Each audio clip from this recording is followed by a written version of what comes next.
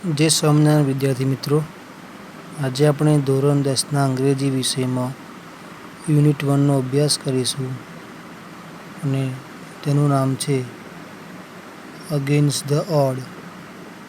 Against એટલે સામું, the odd એટલે પ્રવાહે. એટલે અગેન્સ્ટ ધ ઓડ, સામા પ્રવાહે. સામા પ્રવાહે એટલે જીવનમાં ઘણી મુશ્કેલીઓનો સામનો કરીને પણ સફળતા મેળવવી. આ યુનિટમાં આવી જ રીતે અનેક મુશ્કેલીઓનો સામનો કરીને પણ સફળતા મેળવતા 3 અલગ અલગ ગામની રિયલ લાઈફ સ્ટોરીનું વર્ણન કરવામાં આવેલું છે. તો મિત્રો, આ 3 અલગ અલગ ગામની 3 અલગ અલગ સ્ટોરી આપવામાં આવી છે. એમાં પહેલી સ્ટોરીનું નામ છે ટ્રેક ટુ તાજનગર. તો આજે આપણે ભાગ 1 ટ્રેક ટુ તાજનગર વિશે અભ્યાસ કરીશું અને આ ભાગ વિશે તમને ટૂંકમાં પરિચય આપું કે આ ભાગમાં ગુડગાંવ નજીક આવેલા તાજનગર ગામની વાત કરવામાં આવી છે. અને આ ગામના લોકો પોતાના ગામમાં રેલવે સ્ટેશન બનાવવા માટેના પ્રયાસો કર્યા, પરંતુ રેલવેએ તેમને સ્ટેશન બનાવી આપવાની સ્પષ્ટ ના પાડી દીધી. તેથી તેમણે ગામ લોકોએ ભેગા મળીને 21 લાખ રૂપિયાનું ભંડોળ એકત્ર કરીને પોતાના પૈસે રેલવે સ્ટેશન ઊભું કર્યું. ચાલો મિત્રો, આપણે આ ભાગને વિસ્તારથી સમજીએ. Track to Tajnagar. First paragraph જોઈએ આપણે. ફોર 25 years, 25 વર્ષથી, the resident of Tajnagar village near Goregaon, એટલે ગોરગાંવ નજીક આવેલા તાજનગર ગામના રહેવાસીઓ, રેસિડેન્ટ એટલે રહેવાસીઓ, lobbied for a railway station in their village. Lobbied એટલે એકત્ર થવું, for railway station in their village એટલે આ તાજનગર ગામના લોકો રેલવે સ્ટેશનના પ્રયાસો કર્યા. When their demand was not met, the villagers decided to take matter into their own hand. When their demand was not met, demand એટલે માગ, કે જ્યારે તેમની આ માગણી ના સંતોષાઈ, રેલવે સ્ટેશન બનાવવાની માગણી ના સંતોષાઈ, the villager decide નક્કી કરવું, the villager decide to take matters એટલે કોઈ બાબતને પોતાના હાથમાં લેવી, ટેક એટલે લેવું, matters into their own hand, તેમણે આ બાબત પોતાના હાથમાં લેવાનું વિચાર્યું. They pull in 21 lakh rupees and build a railway station on their own. પુલ એટલે એકત્ર કરવું. તેઓએ 21 લાખ રૂપિયાનું ભંડોળ એકત્ર કર્યું. And build railway station on there on, અને પોતાને જાતે પોતાના ખર્ચે રેલવે સ્ટેશન પોતાના ગામમાં ઊભું કર્યું. આગળ જોઈએ મિત્રો, paragraph number 2. Most of the 3000 people living in the village are farmer. એટલે 3000 ગામની વસ્તી ધરાવતા આ ગામમાં મોટે ભાગે ખેડૂતો હતા, farmers. But such was the burning desire to have a station in the village. Burning desire એટલે પ્રબળ ઈચ્છા, તીવ્ર ઈચ્છા. પણ આ લોકોને પોતાના ગામમાં સ્ટેશન હોવું જોઈએ તેવી તીવ્ર ઈચ્છા હતી. Everybody contributed according to their capacity.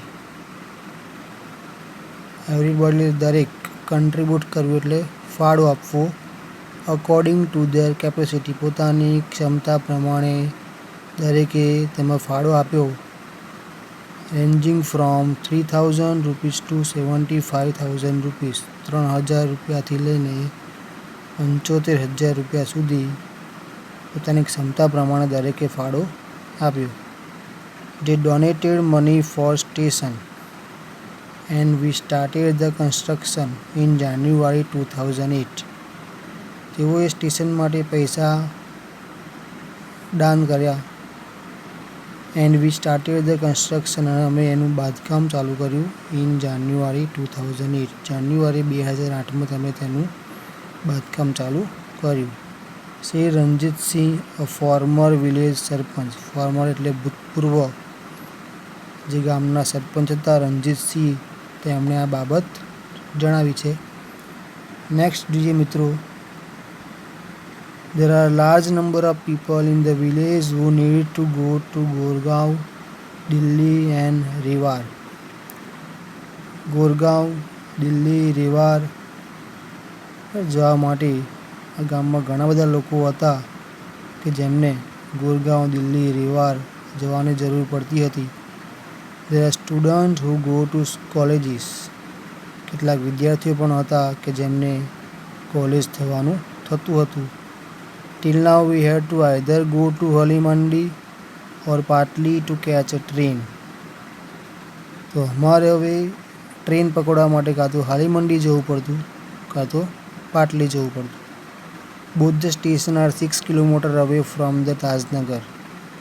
બંને સ્ટેશનો તાજનગરથી 6 કિલોમીટર દૂર હતા. જો એમને ટ્રેન પકડવી હોય તો કાં તો હાલીમંડી જવું પડે કાં તો પાટલી જવું પડે. અને આ બંને સ્ટેશનો પોતાના ગામથી 6 કિલોમીટર દૂર આવેલા હતા.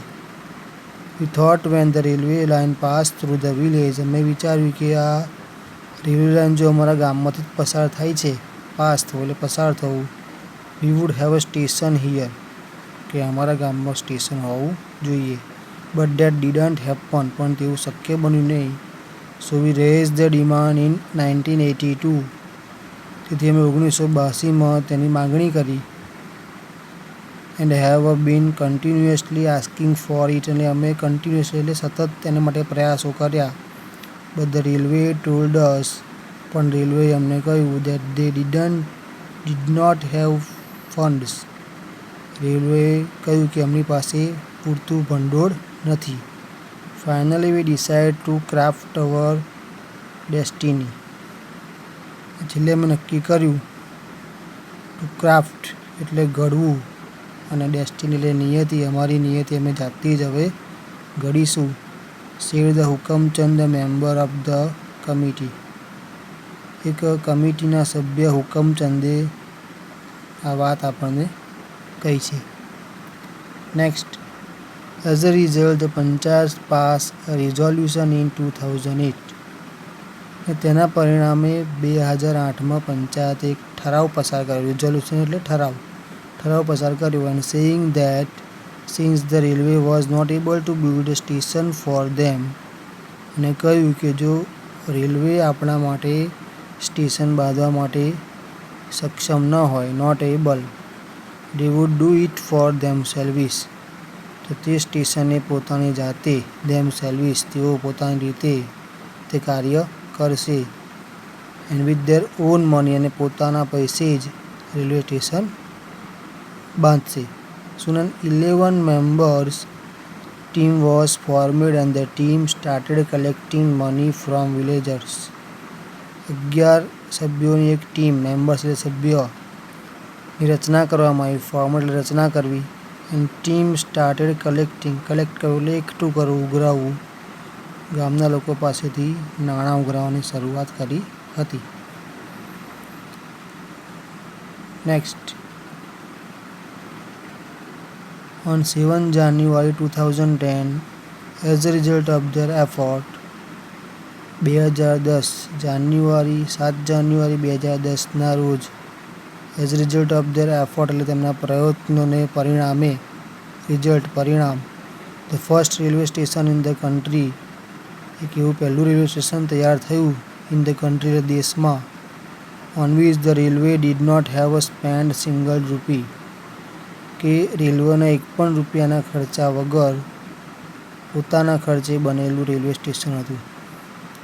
સ્ટાર્ટેડ ઓપરેશન એટલે કાર્યવંત થયું, કે એક દેશનું એક એવું રેલવે સ્ટેશન ઊભું થયું કે જેમાં રેલવે એક પણ રૂપિયો આપેલો ન હતો.